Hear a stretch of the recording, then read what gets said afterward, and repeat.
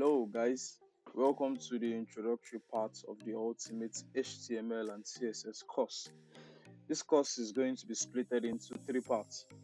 The first part is going to be delving deep into HTML, where we look at various concepts in HTML, and to remove any caveat, we're going to be looking at HTML5 alone, since that's enough for you to get started. You don't need to really bother yourself about the previous versions of HTML. Once you get started with HTML5, you're good to go.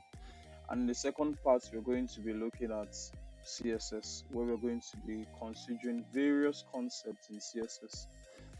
Concepts like flex, concepts like margin, concepts like padding, and a lot more. We're going to be diving deep into CSS.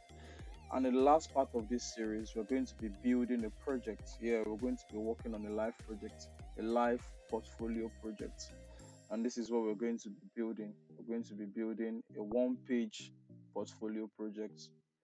And yeah, we're going to be applying everything we've learned from the beginning of this class to build a responsive, beautiful, and fast portfolio project.